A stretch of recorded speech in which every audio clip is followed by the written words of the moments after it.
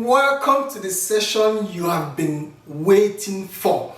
So many people wrote comments the last time we did such a session like this, and they're like, we need this, we need to know this, we need to know this, we need to know this. This is 7 things you must know, 7 things you have to know after moving to Sweden.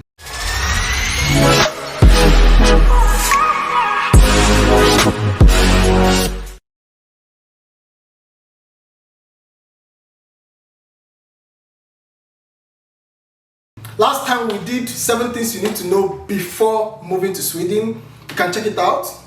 This time around we are talking about you're already in Sweden, you've arrived, you bought your flight ticket, you've done your journey all the way from any part of the world, all the way from somewhere in Asia, from somewhere in Africa, from somewhere in America, all the way from wherever you're coming from, you've journeyed down to Sweden.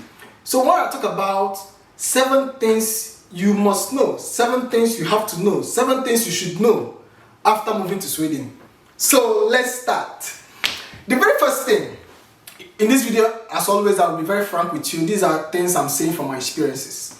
The very first thing you must know after moving to Sweden, or the very first thing you have to know after moving to Sweden, is about discount sales, shopping discounts. So many people come into a new country, they have some good money for their next few months before they get a job, or they already have a job before coming, or some others are students who have no job, who are just spending their own money. There's something they are very conscious about, and it is how they spend the money. This is what they spend the money on. If you know or learn about discount sales quite early, you're gonna save a lot of money. Every grocery store, every mall, or most of the malls, most of the stores have discount options for almost anything, for almost everything. How do you know about these discount options? How do you see these discount options? How do you take advantage of them?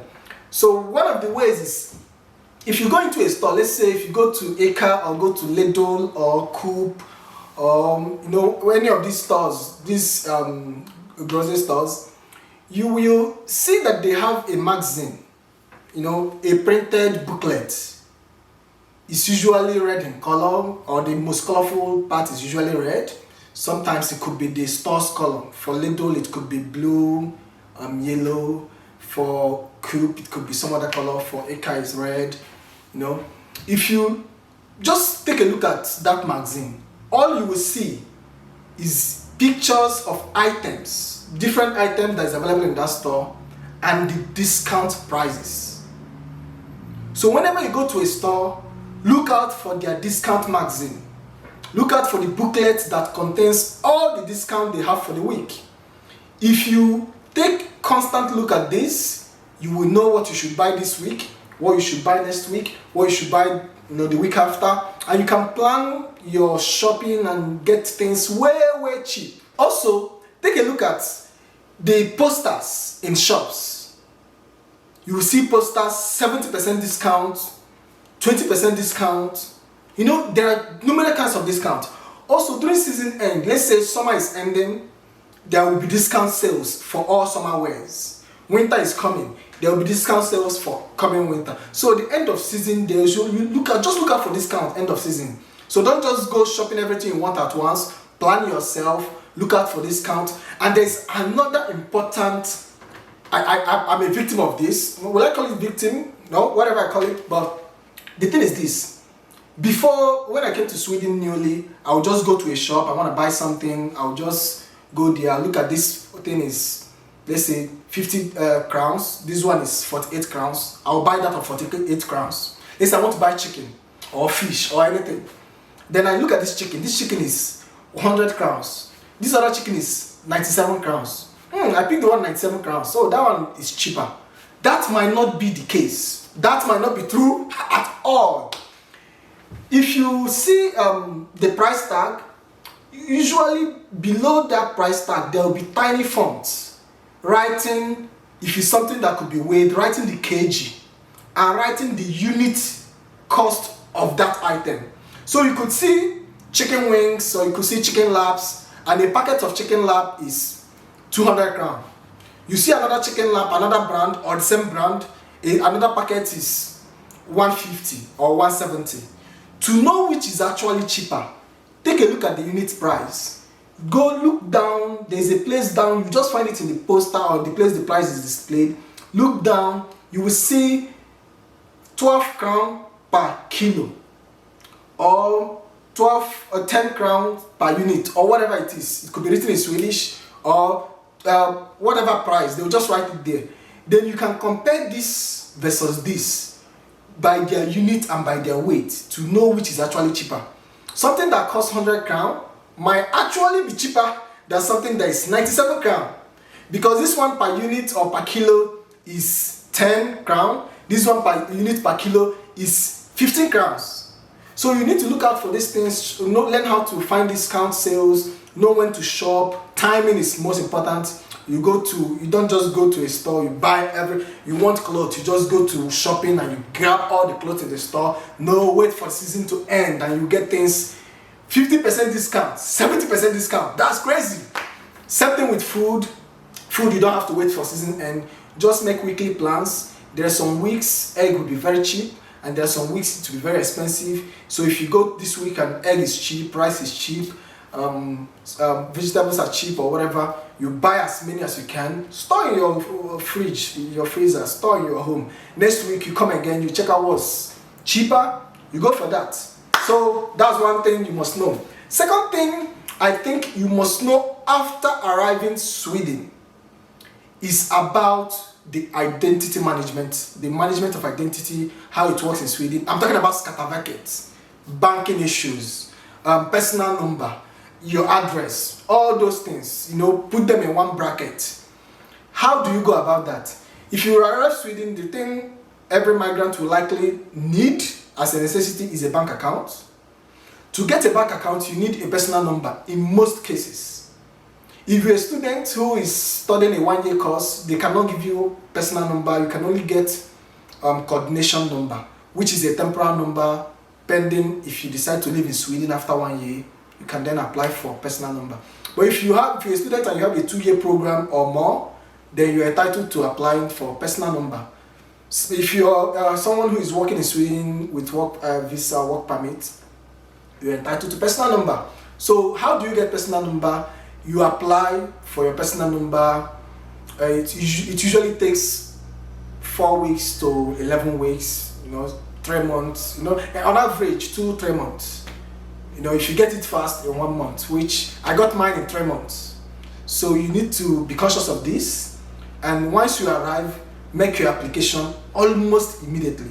Same week of your arrival, almost at the time of arrival, apply for your personal number. It's going to take an average of 2-3 months. So you have enough, less time to wait. Imagine that you arrive and you didn't know this thing and then you apply for your personal number 1 month after arrival. That extends the time. And this affects other things like opening a bank account. It affects other things, other engagements like making money or getting your salary or wages or whatever, and so on. So personal number is like the social security number. It's just like your identity in Sweden. So if you're in Sweden, the first things you need to know is if you move to Sweden, you need to proactively get a personal number. You need to proactively get an ID. Skatteverket gives everybody who is living in Sweden an ID. It's about, last time I checked, you apply with 400 crowns. Yes, last time I checked. It might be more, it might be less, I can't remember exactly. So go to Skatteverket website, you see how to apply for Skatteverket ID. It is a recognized ID that you should have. What else in this category? Well, let's go to the third thing. The third thing you must know after moving to Sweden is about accommodation. When we did our first video, before moving to Sweden, a lot of people were asking me to make a video about accommodation in Sweden. Well, I had to add this after moving to Sweden because a lot of it happens when you are living here. 70% or more happens when you're living here. So Swedish accommodation system works in a kind of, is a queue system where you stand in the line. It is first come, first serve basis. So you have this landlord, this company who owns a house, or government owns this building. In many cases, in most cases, They will not just rent it to any tenant or the highest, the tenant with, that just arrived or is in the most need. No. They have a queue system where everybody registers in a queue, and they will pick the person with the highest number of queue days. So if a child is born in Sweden today, in most cases, in many cases, this child enters a queue system. I mean, not when they are born, but when they are a certain age, they can enter a queue system. So you find somebody who is 25 years old, born in Sweden, this person has 1,000 queue days, 2,000 queue days. Because when they join, the queue starts counting. 1 day, 1 queue day, 2 days, 2 queue days, 3 days, 3 queue days. Now, if there is an accommodation, if a company has a space to rent out, this person who has 1,000 queue days applies to get that space. I also apply, and I have, let's say, 2 queue days only. I cannot get the accommodation. The person who has 1,000 queue days will get the accommodation. That's how it works in Sweden. So the more queue days you have, the more chances you will get the best of accommodation. So immediately you arrive Sweden, after you have your personal number, even some platforms don't need a personal number, so you can do this actually the week you arrive. So immediately you arrive Sweden, or even before arriving Sweden, it works sometimes, register in a queue. There are many queues, there are many of them. Some cities, Stockholm has a queue for that just manages for Stockholm. There are some queue that has national spread. There are some ones that are from some other cities. So there are queue platforms that are specific to cities, and there are ones that are national. I would advise you, if you know the city you're going to, register in that queue for that city. I registered for one for Stockholm, but the disadvantage is that at some point I left Stockholm, and I needed to register a new queue platform in a new one for the city I went to. So I regretted not registering in a national platform. And in that of Stockholm, I had about 600 queue days, and now I couldn't use it. I didn't need it. I needed another city's queue days. So if I had known, I should have registered in some platform that has national spread. So I would advise you, register in a platform that has national spread. There are so many different platforms. Some are free, but some you pay money. When I was in Stockholm, I would register in one that I paid 250 crown per year annually. So every year I pay 250 crown to this platform for them to keep me in the queue. So that I registered not because I needed an accommodation, but because I knew that if I was to live in Sweden long term, in a year or 2 years or 10 years time, I would need accommodation. And in 10 years time, I will have thousands of queue days. I would just, one year is about 360 days, 2 years, So if I stay in a queue for like 10 years, I can get any room I want. I can get any house I want. Because when we apply for the housing, the person with the highest queue days gets the offer. So one of the things to do, find a queue platform, register. I'll give you examples of queue platform. Check in the comment section. You will see different examples, different platforms that do this queue stuff. You could just register, and when you need accommodation, better accommodation, your queue could be your saving grace. The next thing you must know after moving to Sweden is about the tax system in Sweden. Tax is quite high. I'm from Nigeria, and in Nigeria, tax is 5-7% thereabout. In Sweden, 30%, 34%, 35%, depending where you live. So the system works if you live in, I used to live in Stockholm and I live in Nacka. Nacka was between 30 to 32%. Then when I moved to another place, it was about 34%. So it depends where you're living, not just the city you're living in, the commune you're living in. So some commune will be higher tax, some will be lower tax by some just little percentage.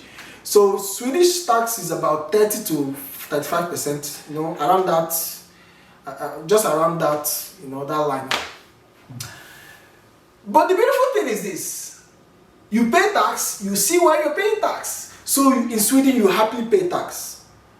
If you're paying tax, you're entitled to free health insurance. You're entitled to, your free education. if you're paying tax, you're entitled to name it, this whole social welfare you can think of. That's why people love Sweden, and maybe that's why you're moving to Sweden.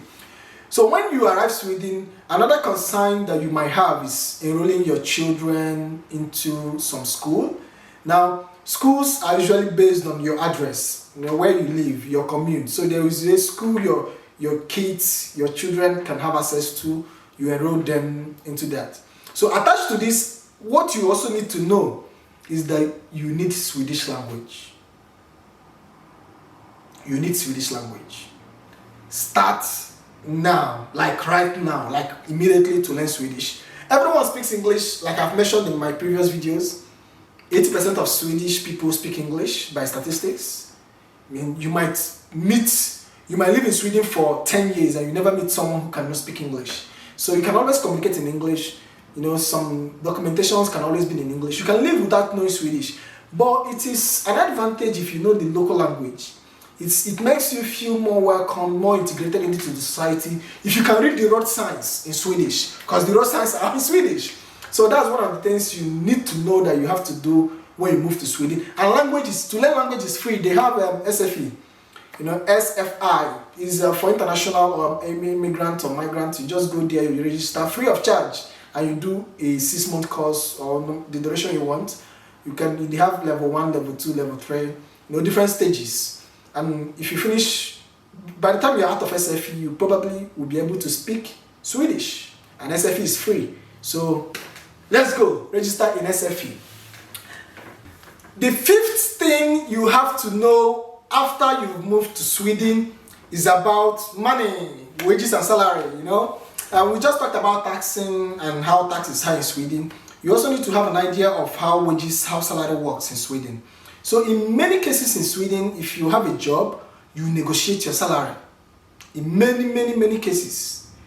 You might never know what your neighbor earns, in a workplace, or what your colleague earns in a workplace. You have to negotiate your salary. You could be earning this amount, your colleague is earning something extra or something less. That's just the way it is. That's the way it works in Sweden. So you need to understand the salary structure, know what is the minimum and the maximum, or what range of salary is applicable in your industry. You're a doctor, or you an engineer, or you a professional in whatever you do, a photographer, and you're getting this job and they're asking you, how much do you want us to pay you? Or we are offering you this amount. Is that okay? Do you accept it? You should know the range of salary in your industry for you to be able to make a wonderful play that will favor you.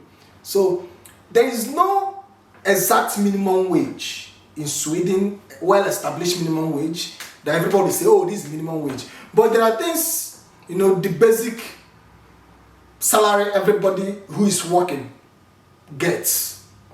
Let's take for example, let's say you're in a cleaning job, or you are in some delivery job or something like that. You should be expecting anything between 100 crowns per hour to 200 crowns per hour. So it could be 110, it could be 115, it could be 150, it could be 170, it could be 200 crowns per hour. If you do kitchen assistance job, you work in a restaurant, it's between that range of 100 and 200 crowns per hour. So we can likely say, oh, the minimum wage in Sweden is 110 per hour, 110 crowns per hour, or 120 crowns per hour, or 100 crowns per hour. So, but I don't think there are per hour jobs that are paid less than 100 crowns per hour. It's usually between 130 to 150 in many cases in average. I mean, the ones I've seen, I don't have the data, I don't have the statistics. But there's not this established, clearly stated minimum wage. But for immigration purposes, you know there are minimum wages you have to earn. Before now, it used to be about, you need to have 8,000 crowns per month. But I know that Sweden is increasing that. I think it was 13,000 crown at some point, and Sweden says if you don't earn up to 25,000 crown, you might not be able to keep your work permit, something like that. I think I will share the link for this kind of information to get the accurate information out there. so they don't get confused. But there's some minimum wage you have to earn if you're an immigrant with work permit. If not, your immigration might be at risk. So, but in most cases, every full-time job, 40 hours per week, 30 to 35, 40 hours per week, at the end of the month, after tax, you would usually have more than 10,000 crowns to yourself. Usually have more than 10,000 crowns. But every other thing is so expensive. You could be staying in accommodation where you pay 7,000 crowns. If you're alone, if you're family, you're talking about 12,000 crowns or more. So depending on your taste, depending on your expenses, so many other things. So if you're looking for a job, try to understand the range of salary in the industry, the range of wages. If you have the opportunity to negotiate, do negotiate. When you are an offer is made and you don't like the offer, or you think something could be added based on the industrial standard, please don't keep your mouth shut. Talk to your manager, talk to your supervisor, talk to somebody who is, in next pay grade ahead of you, and they will advise you, they will tell you what to do or what not to do. If there's opportunity for you to negotiate, you negotiate. Two people can be in a workplace and one person is receiving more than the other, and it could be because this person negotiated. That could happen in some cases. In other cases, there is standard wages. Let's say you work for this construction company, there is a standard wage. They will tell you before you even start work, this is what they are paying, this is this for this allowance, this for that. You clearly know that. It's not, and then they might tell you, oh, we'll review the salary once a year. So you know that before you sign it up. But there is always an opportunity to negotiate your salary. Now, the next thing you must know after moving to Sweden is about the weather. We talk about Swedish weather. Swedish weather is, I wouldn't say harsh, but I would say it's pretty cold most part of the year, especially towards the north. The northern part of Sweden is colder, snowy, and dark. Many months could be dark with no sunlight. So if you're an immigrant, especially those coming from hot regions or warm regions, like if you're coming from Nigeria, my country, you need to understand that the weather is different from our weather back home. You need to understand this, and you need to prepare for it. Prepare with the boots. So if you arrive in Sweden and you arrive in summer, go for winter shopping because it's cheap now. You buy winter jackets, you buy winter boots, you buy gloves. Not just any kind of gloves. There are special gloves for winter, for the Swedish winter. So you go get your gloves, boots, jackets, muffler, a head warmer. Anything you need for winter, get it during the summer. Don't wait for the winter to get it. So you have to know that. And also, you might also need medication depending on your condition or your case. For example, for me, I need more melanin because I have more melanin because I'm black. I have more melanin. Melanin is this pigment that blocks the sun rays or whatever. I'm not into medicals and I don't want to claim to be. But the doctor said, this is my own case. The doctor said, Genius, you need more vitamin D. So the doctor recommended some vitamin D capsules for me. I bought them. I take them during the dark days every day. Every morning, before or after I've eaten, I take my vitamin capsules, supplements. There are many brands of supplements. You don't need a prescription to get one. So if you're dark skinned or you're darker skinned, you need vitamin D because you're lacking sun and your skin is built to work with the sun. Like I'm friend with the sun. So my skin is naturally built to be this best friend with the sun. But during the dark days of winter in Sweden, the sun is nowhere to be found. So I need vitamin D. That's one of the things you need to know after you move to Sweden. You get these things down, prepare for winter, prepare for all seasons actually. The seventh thing, which is the last thing you need to know before you move to Sweden, is what I think makes Sweden a nice place, and that is the transportation system. I love the Swedish transportation system. It's different from commune to commune or from city to city. I stayed in Stockholm at some point, and the transport system in Stockholm is wonderful. It's wonderful. In Sweden, you don't need to buy a car if you're in a city. So don't arrive today tomorrow you use your savings to just go get a car. Get a car when you really, really need it, when it is a necessity. Other than that, you don't need to do that. So, I'll use Stockholm as an example because I've lived in Stockholm. I also use other cities I've visited. I've visited a lot of cities in Sweden. In Stockholm, you just need to download an app, the SL app. SL is the transportation system that manages Stockholm transport. You download the SL app. From the SL app, you can buy tickets. 24-hour tickets, 2 days tickets, 7 days tickets, 30 days tickets, 3 months tickets, 1 year tickets. As long as you want. You buy your tickets. If you're a youth or a student, you can get discounts. So you buy discounted tickets if you're a student. Save some money. There's discount everywhere. Remember that. If you are not a student or you are not in the elderly space or youth space, then you have to buy the full price of the ticket. You buy these tickets, 24 hours, 1 year ticket, whatever ticket you buy. The ticket, that single ticket, you can use it to enter any bus that belongs to SL. All buses belong to SL. I mean, I don't think there are some buses that are not SL. You can enter the train, the tram, the pendatåg. That's the one, the long train that moves underground mostly.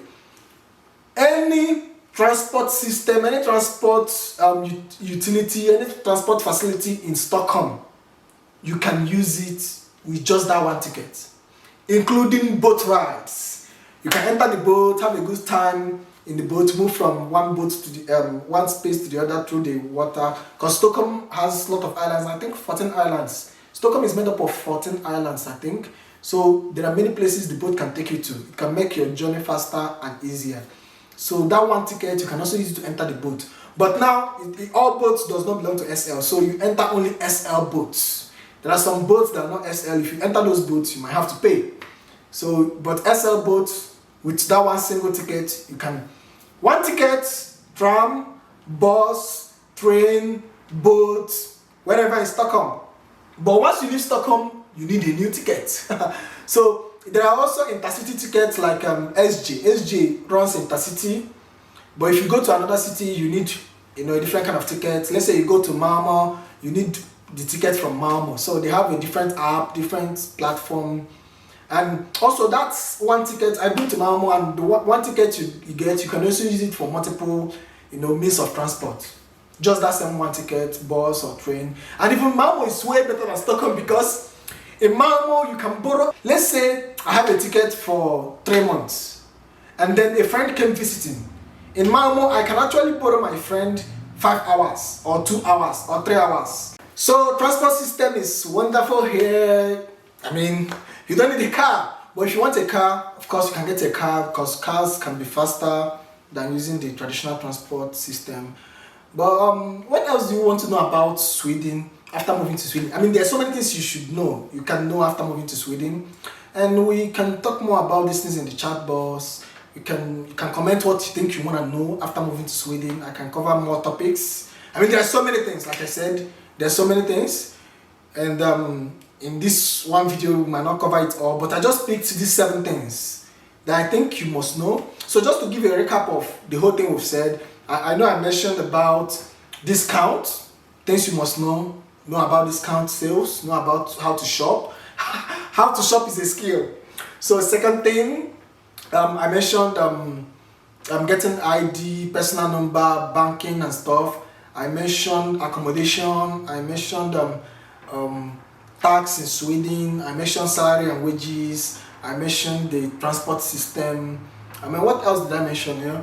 So know these things, and life in Sweden is gonna be wonderful. So welcome to Sweden, and I hope to see you soon again. Yeah.